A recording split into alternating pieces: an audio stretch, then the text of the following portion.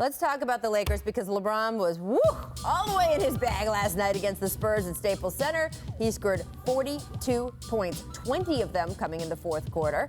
After the game, LeBron didn't want to talk about his night, though. He wanted to talk about his teammates. Take a listen. I'm past the personal stage. I can do whatever. I have a huge workload. I can have a not so huge workload. It doesn't matter for me. But what's most important is seeing my teammates make huge shots in the fourth quarter. Jay Hart out of rhythm all game because of foul trouble. He makes 2 huge threes in the fourth quarter. Zoe makes a huge 3 on the left wing. Cool's making the plays down the stretch as well. That's what's been most important to me. I can care less about the narrative about it. I'm stapled in this game, so it doesn't matter. It's amazing because are we on week 2.5, Brian? I was trying to think how many days it's been. We were on the how does LeBron, how much is he touching the ball? How much is he passing? How much is he helping develop the young players narrative? And there he was last night, just trying to shoot it down before it even got there. I know. He had such a fun night last night. I know that there was the Durant stuff going on and what Kobe said and what Magic said. But if you watch the game, he was so in his element. He was enjoying, pumping up the crowd. He was, looking at the stars sitting courtside. He was running up and down the court. And yes, I know that the Spurs have not been great lately, but it was a nice win for the Lakers. Brandon Ingram got hurt in the first quarter of this game, and they had lost twice to the Spurs this season. DeRozan was playing well. Rudy Gay was playing well.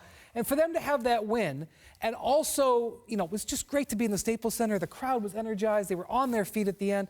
And the fact that he was able to get Jason Hart a big shot, to get Lonzo Ball, to get Kuzma. It was as good of a feel-good performance as that the Lakers have had all year. They closed a 4-0 homestand with it. All the little incessant things that have happened around the Lakers, just forget about it. It was a great moment for their entire team. Listen, I played on good teams, mediocre teams, and bad teams. When I've been on a team to where I beat a team I was supposed to beat, it wasn't much of a confidence booster. I mean, let's be all honest. San Antonio has been terrible on defense. But whatever you need to get yourself going for the next game, by no means was this play San Antonio.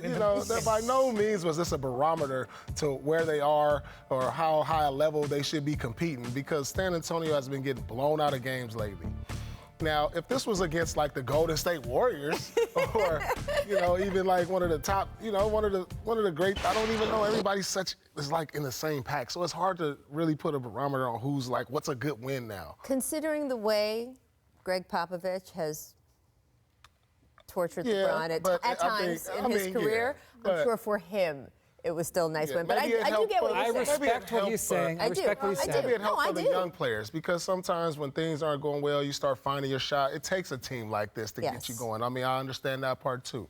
But, it's hard to figure out who the Lakers are and who they're going to be right now from a win versus San Antonio. We don't know. And look, you could say on the one hand, any win in the Western Conference is a good win, because at the end of the season, I think we will be counting by the decimal point. Yes. But they did lose Brandon Ingram for the last 3 quarters. He rolled his ankle on the foot of LaMarcus Aldridge.